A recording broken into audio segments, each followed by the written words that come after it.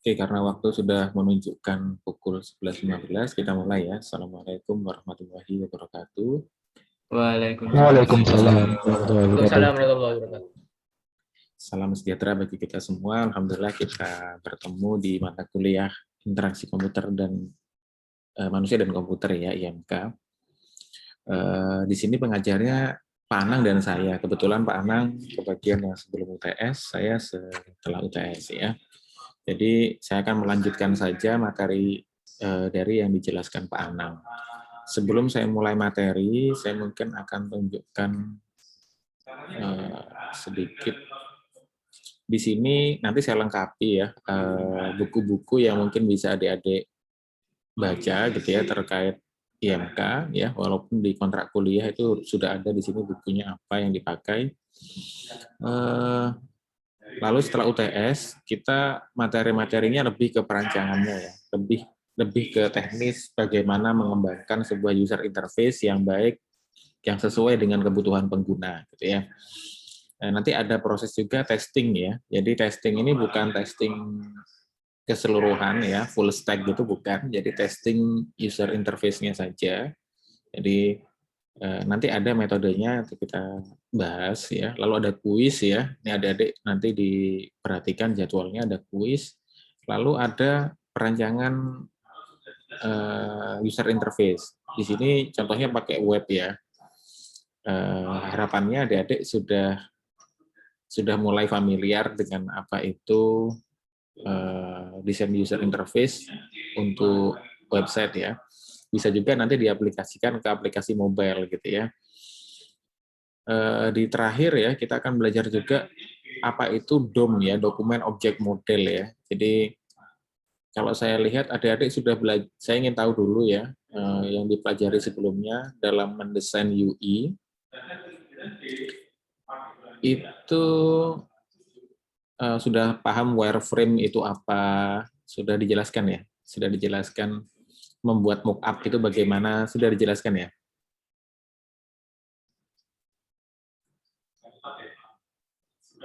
Halo?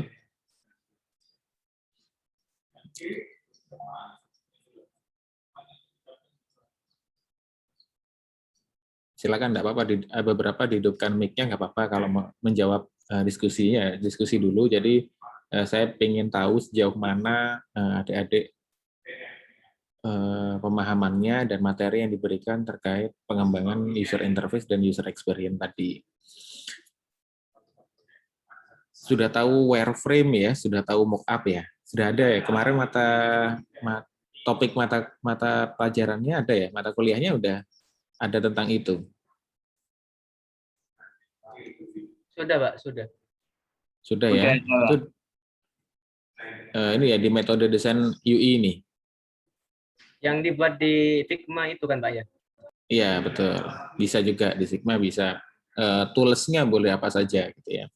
Oke, berarti sudah tahu ya bagaimana tahapan-tahapan dalam mengembangkan mockup.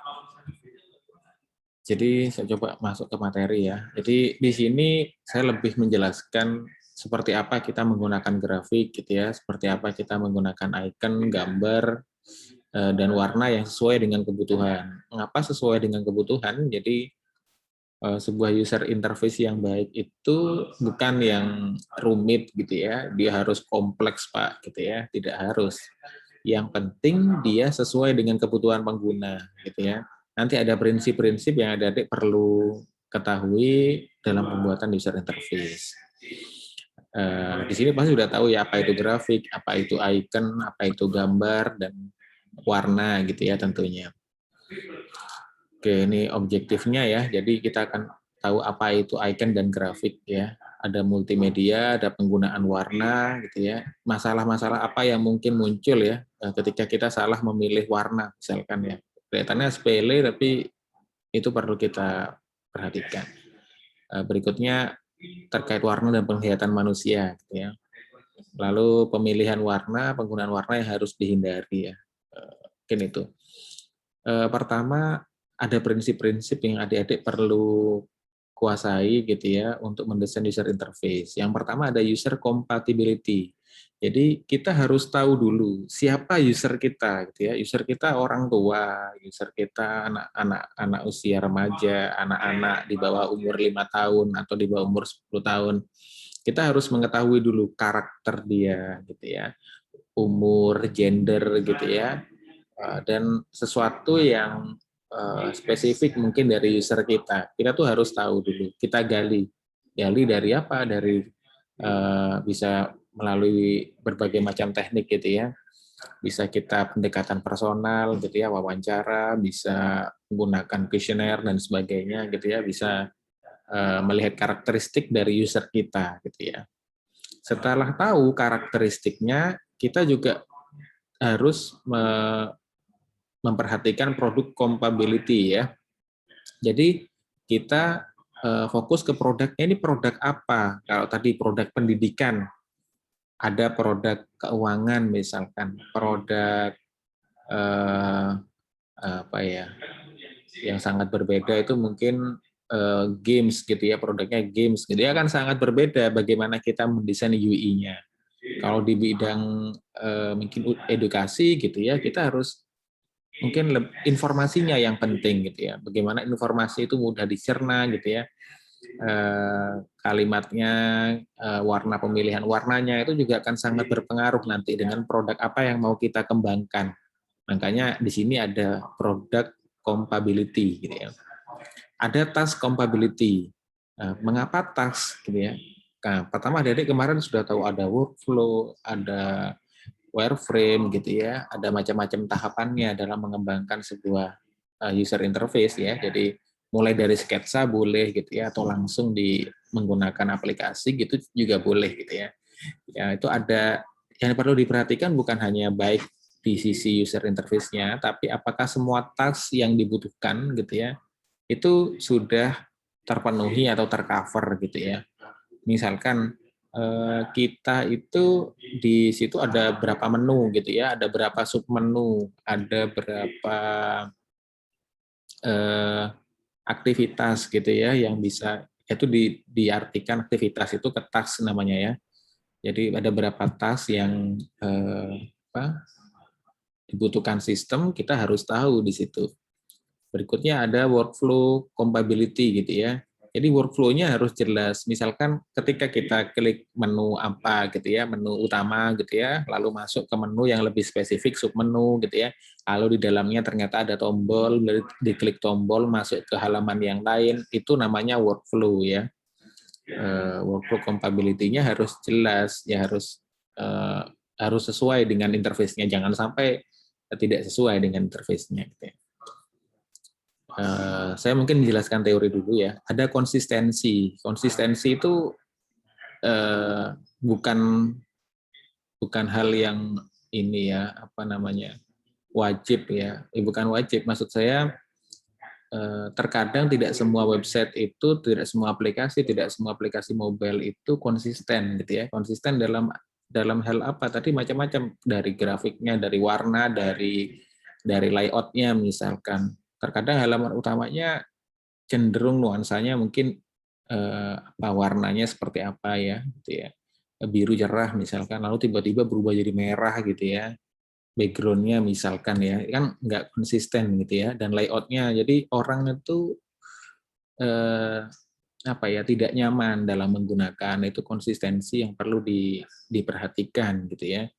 Makanya membuatnya itu tidak satu-satu ya, jadi membuat berbagai macam workflow tadi, terus kita sesuaikan apakah sudah konsisten, baik penamaannya gitu ya. Penamaan itu penting gitu ya. Misalkan kita menyebutkan menu home ya, di tempat lain ada menunya dashboard gitu ya, kendali di tampilan halaman yang lain menu utama misalkan dalam bahasa Indonesia itu kan nggak konsisten ya, baik penamaan ya, baik warna gitu ya, baik ikonnya ya. Kalau ikonnya satu, misalkan icon search itu seperti itu ya konsisten, icon search selalu seperti itu di semua halaman gitu ya, itu konsisten. Berikutnya familiarity gitu ya.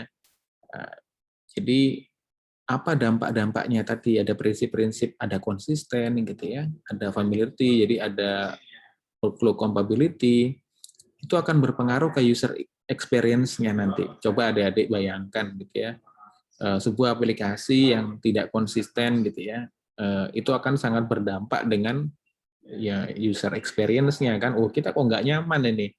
Contohnya yang gampang, kita biasa pakai mungkin aplikasi apa, ojek online begitu ya, ada Grab dan sebagainya, ada Uber gitu ya, ada Gojek gitu ya. Nah, terkadang ada yang membuat kita merasa lebih nyaman gitu ya, konsistensi dari penggunaan warnanya, penggunaan kata-katanya, penggunaan icon-iconnya. Jadi kita nggak perlu buka mungkin deskripsi iconnya, kita sudah tahu ini iconnya untuk A, untuk pesan makan misalkan, yang B untuk apa, untuk fitur yang lain misalkan. Nah, familiarity ini terkait dengan orang biasanya kalau menggunakan aplikasi edukasi misalkan, ya sudah ya dia biasanya familiar dengan model-model icon edukasi yang seperti itu gitu ya, dengan penamaannya gitu ya, dengan warna-warna yang mungkin tren ya, adik-adik sesuaikan dengan produknya tadi, produk apa gitu ya, produk capability-nya itu apa. Nah, ini ada 4 lagi sebetulnya ya. Simplicity itu tidak harus yang kompleks ya, saya bilang pertama itu ya. Jadi kadang yang simple itu juga baik ya, bagus gitu ya. Yang penting warnanya itu kontrasnya bagaimana, itu nanti kita bahas ya di halaman selanjutnya. Yang jelas dia simple, tidak ribet gitu ya, tampilannya eye-catching tapi sederhana lah, gampangnya begitu. Ada direct manipulation gitu ya. Nah, ini kita juga bisa melakukan manipulasi dengan mudah gitu ya, desain interface yang sudah kita buat ya. Ada ease of learning dan ease of use ya. Jadi dia tuh mudah dipelajari dan mudah untuk digunakan. Nah, coba kita bayangkan kita sedang mendownload aplikasi yang baru misalkan ya di Google Play atau di App Store ya. Lalu kita pertama kali nyoba langsung bisa nggak, langsung nyari, langsung tahu nggak? Nah, ini perlu ada ujinya nanti. Apakah seberapa mudah gitu ya aplikasi kita untuk dipelajari dan digunakan ya, itu penting, itu kaitan dengan user experience. Yang terakhir ada responsif ya. Responsif ini kalau dari segi aplikasi ya, mungkin dari front end-nya dia responsif terhadap ukuran aplikasi pengguna ya. Kalau pengguna menggunakan laptop, maka dia menyesuaikan rasionya dengan rasio laptop ya. Kalau dia menggunakan mobile itu bisa ya, itu dibuat responsif gitu bisa ya. Nanti pakai CSS gitu ya, pakai JavaScript itu bisa kalau yang web ya. Kalau yang mobile itu ada sendiri, nanti sudah tinggal pakai biasanya ya. Tapi adik-adik belajar dulu dari yang dasar ya, dari seperti apa strukturnya, nanti kalau bisa tinggal pakai yang sudah ada, itu nggak apa-apa, tinggal manipulasi dari yang sudah ada. Kalau sudah mahir, itu hal yang lumrah ya untuk meningkatkan produktivitas. Nah, itu prinsip-prinsip ya. Mungkin dari sini ada yang ditanyakan dulu terkait prinsip pengembangan user interface. Oke, kalau dilihat dari pengertiannya ya, icon itu juga disebut simbol ya. Simbol itu antar muka gitu ya. Coba saya buka. Ya, sebetulnya banyak sekali ya penyedia icon dan sebagainya. Tidak harus kita membuat sendiri icon itu. Kita bisa pilih gitu ya, bisa cari gitu ya. Yang icon yang sesuai dengan kebutuhan kita berdasarkan apa fungsi, misalkan berdasarkan karakteristik pengguna tadi. Oh, penggunanya ini pengguna edukasi gitu ya. Biasanya pengguna orang yang sudah familiar dengan aplikasi sejenis, maka kita juga harus sesuaikan gitu ya. Kalau sangat berbeda jauh misalkan ya tidak paham ini maksudnya icon apa gitu ya, nggak perlu ada labelnya begitu, ya kita sudah tahu ini maksud dari fungsi yang ada di situ. Oke, ada berbagai macam, ini contoh saja ya, ini contoh apa project atau web ya, web yang menyediakan icon-icon secara gratis gitu ya, adik-adik bisa gunakan semaksimal mungkin. Berikut juga ada yang namanya selain icon ada grafik ya. Grafik itu ini representasi grafis ya dari data. Ini penting. Kalau di mockup-nya ya kita bisa mungkin tempelkan aja grafik yang kita butuhkan, maunya grafik apa-apa, grafik batang dan sebagainya gitu ya. Tapi yang memang dia informatif ya, sesuai dengan yang dibutuhkan, yang ditampilkan informasinya. Bisa ditampilkan labelnya, ditampilkan value-nya gitu ya. Itu akan mendukung ini ya, informasi yang diberikan lebih jelas ya, daripada diberikan dalam bentuk narasi, berikan aja dalam bentuk grafik gitu ya. Ya itu banyak ya, ada contohnya ada The Non Project begini, ada Flaticon itu juga menyediakan grafik. Tapi adik-adik juga bisa nanti kalau sudah back end, maka menggunakan JavaScript itu bisa menampilkan grafik dari data. Jadi adik-adik ada data, kalau datanya berubah, grafiknya juga berubah ya. Itu berarti dinamis ya. Oke, ini contoh saja karena ini masih mockup dan ini ya user interface-nya saja ya, front end-nya saja. Oke, itu kalau icon ya. Kalau multimedia mungkin sedikit adik-adik sudah paham multimedia itu apa ya. Di multimedia itu kumpulan teks, suara, gambar, animasi, audio atau video gitu ya. Bisa gabungan antara beberapa ini ya bagian ini, misalkan teks dengan suara ya, bisa ternyata ada gambar bergerak gitu ya, ada langsung audio, ada yang video gitu ya. Itu bisa disebut multimedia ya. Jadi adik-adik juga harus memperhitungkan dalam user interface-nya saya yang tepat menggunakan apa gitu ya untuk menarik pengguna ataupun menarik minat pengguna dalam menggunakan aplikasi adik-adik. Itu berarti harus disesuaikan. Kalau misalkan yang ditampilkan data dalam bentuk detail gitu ya, nah itu kan akan susah gitu ya, atau informasi yang panjang gitu ya, dibuatkan video, ada video-video pendek gitu ya, bisa juga, atau dibuat slideshow gambar gitu ya. Nah itu juga bagian dari multimedia.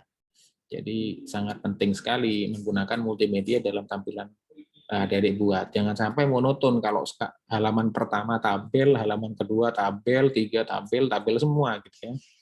Nah, padahal bisa menggunakan berbagai multimedia yang ada gitu ya. Ini contohnya ada teks ya, ada pesan teks, ada teks biasa, ada suara, ada gambar, ya, animasi maupun video. Itu contoh dari multimedia. Nanti penerapannya seperti apa yang perlu.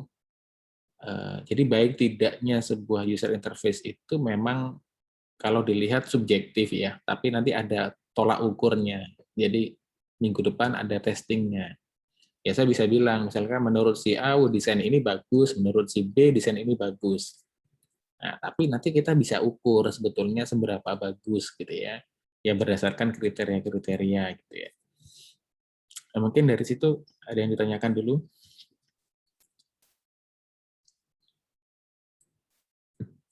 Boleh chat atau langsung voice boleh. Penggunaan warna ya. Ini jadi penggunaan warna ini terkadang tricky ya dan susah ya. Pak, saya bingung Pak, milih warna aja lama, mau milih warna apa gitu ya.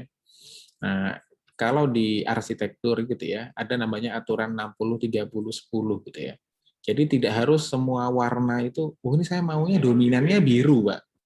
Sini ada misalkan kuningnya, lalu ada orange-nya, Pak, 10%. Atau abu-abunya nih 10%. Jadi ada warna yang dominan ya, kita tahu bahwa ini warna dominan temanya, ini temanya biru gitu ya, biru mungkin biru toska atau biru laut gitu ya.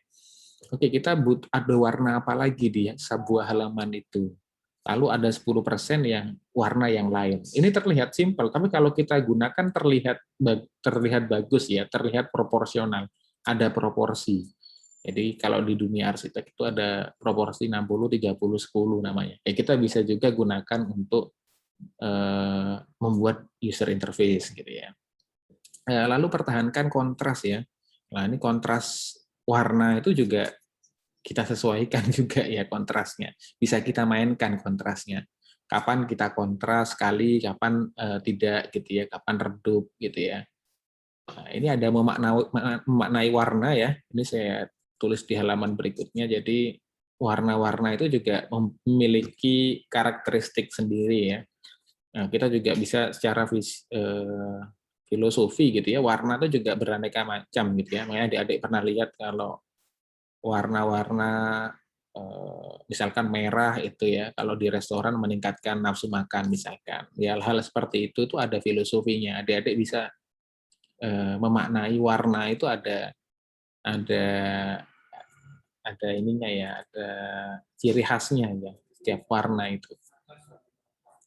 Nah, ini jauhi warna abu-abu murni dan hitam pekat ya. Emang ya contohnya gini ya, misalnya hitam biasa gitu ya, kan kurang menarik ya. Mungkin harusnya warnanya sedikit keabu-abuan, campur warna apa gitu ya, yang berbeda gitu ya, nggak monoton gitu ya. Boleh ada abu-abu atau boleh ada hitam gitu ya, tapi mungkin tidak semuanya hitam. Hitam pekat kita bisa bayangkan kalau hitam pekat kan seperti atas ini ya, hitam pekat nggak kelihatan apa-apa gitu ya. Ya, biasanya hitam dikombinasi abu-abu gimana gitu ya, jadi terlihat dark, gelap gitu ya, tapi masih menarik gitu ya tampilannya. Bisa gunakan referensi warna ya. Ini banyak ya aplikasinya atau toolsnya ya. Adik-adik cari dulu warnanya mau warna apa gitu ya. Kalau nanti bisa adik-adik gunakan, kalau warna ini biasanya pakai heksadesimal ya. Pakai angka, huruf, dan ini apa namanya, pagar dan sebagainya gitu ya. Pagar apa gitu ya. Itu namanya bilangan heksadesimal. Jadi terdiri dari 16 ya, angka dan huruf, dan ada ini biasanya ada tambahan-tambahan yang lain itu.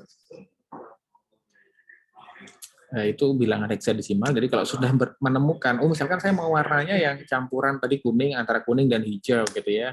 Nah, dia kode warnanya apa kita bisa gunakan ya. Nanti bisa kita panggil misalkan pemrograman front end-nya gitu ya. Di CSS-nya kita rubah warnanya sesuai warna yang sudah kita cari tadi. Jadi nggak nyari-nyari warna lagi.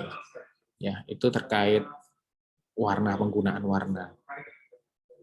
Nah, ini masalah yang muncul ya. Masalah biasanya itu warna tulisan tidak terlihat ya karena kontras background ya. Coba cari warna yang tidak kontras dengan background Anda gitu ya. Kalau background Anda itu gelap ya gunakan warna yang tulisan yang terang gitu ya. Kalau ya itulah sebaliknya juga begitu. Ini akan terlihat dan tidak membuat mata lelah gitu ya. Jadi lama-lama menggunakan aplikasi pun enak gitu ya. Kadang warna juga terlalu tajam atau terlalu pudar gitu ya. Itu kan bisa kita set ya, nanti warnanya bisa terang sekali gitu ya, atau bisa dipudarkan gitu ya. Itu juga masalah-masalah yang muncul dengan warna. Itu bisa diakali juga. Jadi melihatnya juga melihat dari sudut pandang ini orang ya. Misalnya orang kalau melihat itu mungkin jaraknya berapa ya? 15 cm mungkin ya, 15 cm. Kira-kira terlihat tidak dengan jarak seperti itu dengan background dan tulisan yang saya pilih warnanya gitu ya. Jadi ada kaitannya dengan ini perspektif penglihatan manusia gitu ya. Itu hal-hal yang kelihatannya wah Pak nggak perlu sampai begitu Pak gitu ya. Tapi perusahaan-perusahaan besar itu melakukan riset yang mendalam hanya untuk pilih warna gitu ya. Hanya memilih kontras mungkin ya, itu hal-hal yang juga penting. Ini tadi saya sudah sampaikan ya, jauhi warna, penggunaan warna. Jadi merah misalkan, jadi tiap-tiap warna itu punya karakteristik gitu ya. Misalkan kita mau membuat ini seolah-olah websitenya ingin agresif gitu lah ya, semangat gitu ya, kita ada warna merah gitu mungkin yang dominan, lalu ada warna-warna yang lain yang tadi menggunakan prinsip 60-30-10 itu boleh, sangat menarik itu 60-30-10, jadi semuanya tetap 100% gitu ya. Misalkan ada biru gitu ya, hijau gitu ya, warna-warna kita sesuaikan dengan siapa penggunanya, produk kita apa ya, itu yang kembali lagi ke prinsip-prinsip awal yang saya jelaskan.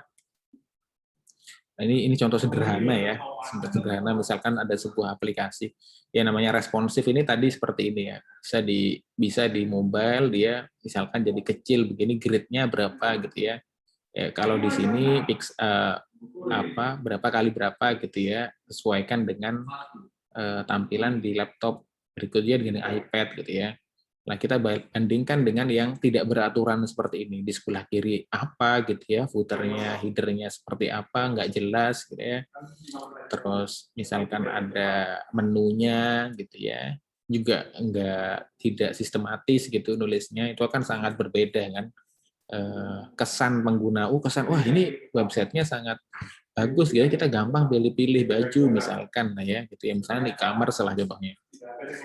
Nah, dengan yang begini kita nggak ngerti, misalkan terlihat monoton gitu ya. Yang aplikasi mobile pun demikian gitu ya, kita bisa gunakan kontras warna. Nah ini kan kalau kita lihat, nah ini kontras warnanya kan putih gitu ya. Lalu ada warna biru yang 30%, 10%-nya dia ada warna hitam, warna-warna icon dia beri warna yang berbeda gitu ya. Ya terlihat proporsional gitu ya. Boleh juga model seperti itu. Nanti disesuaikan, adik-adik cari ramuan yang tepat untuk masing-masing aplikasi. Jadi nggak bisa disamaratakan harus warna ini, nggak bisa. Nah ini contohnya gitu ya. Dibandingkan dengan yang tampilannya mungkin sederhana gitu ya, warnanya monoton gitu ya. Ya ini nggak ada. Ya ikonnya juga begini, warnanya masing-masing icon juga sama gitu ya, mungkin ya. Tidak full color gitu ya ikonnya, itu juga ada pengaruhnya. Kapan kita menggunakan yang full color, kapan yang tidak gitu ya. Mungkin itu yang bisa saya sampaikan terkait icon, warna dan sebagainya. Nah, mohon maaf, ini sudah ditentukan kelompoknya ya sama Pak Anang ya? Sudah. Satu kelompok berisi berapa orang?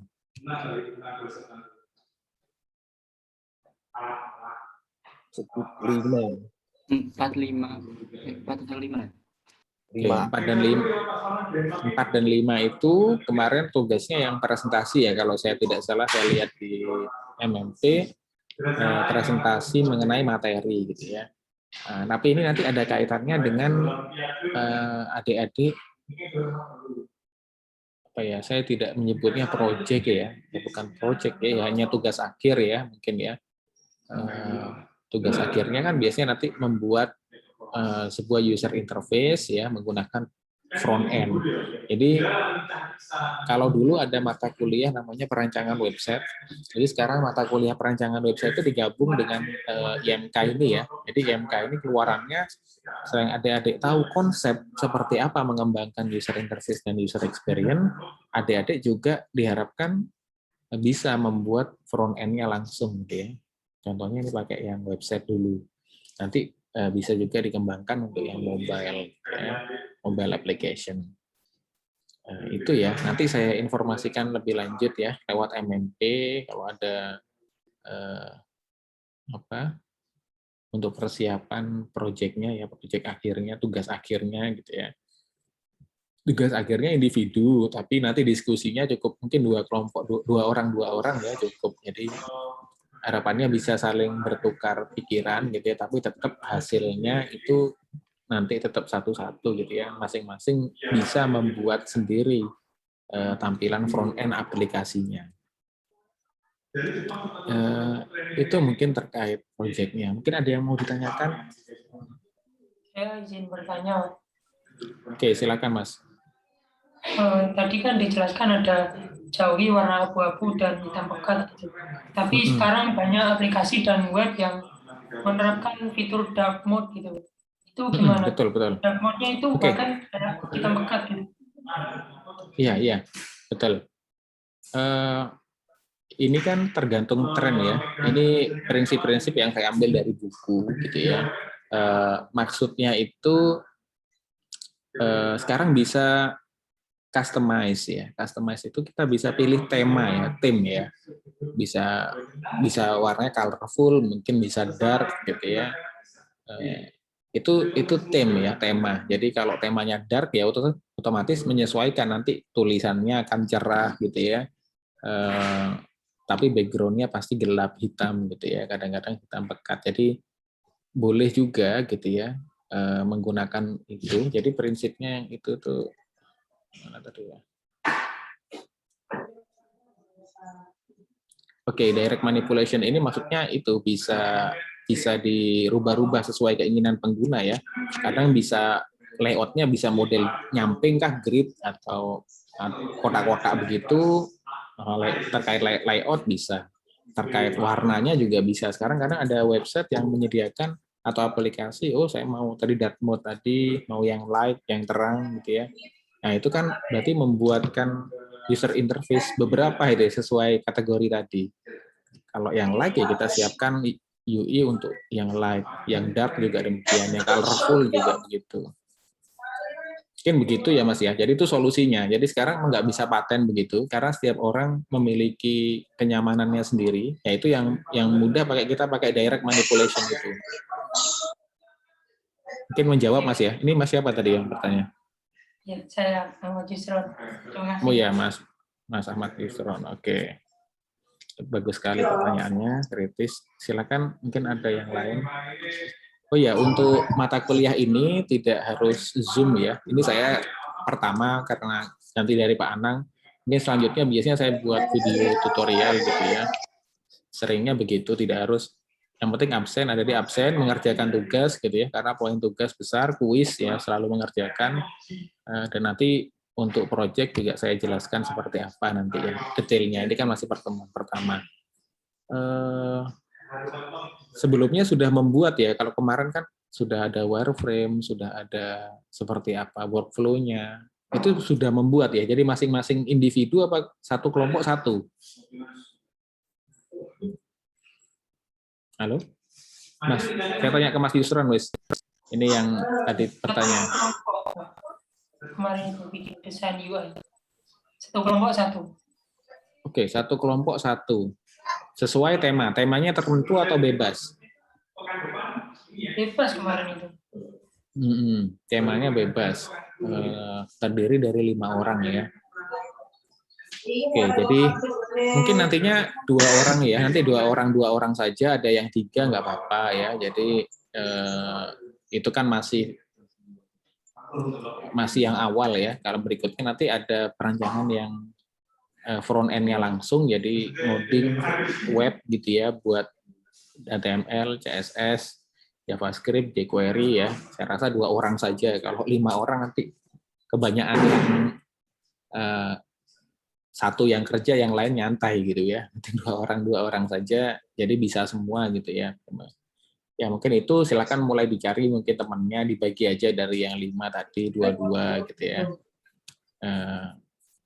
Tapi tetap penilaiannya individu nantinya. Mungkin itu yang bisa saya sampaikan. Minggu depan tidak harus Zoom, bisa saja ada videonya gitu ya, adik-adik absensi, kalau ada tugas dijawab, ada fitur diskusi juga yang saya tulis di MMP. Itu ya.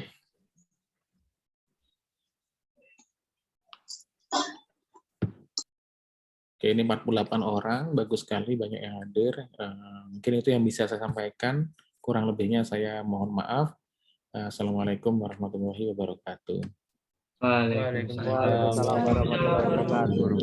Terima kasih, Pak. Terima kasih, Pak. Oke, nanti materinya ini saya share di MMP. Siap, Pak.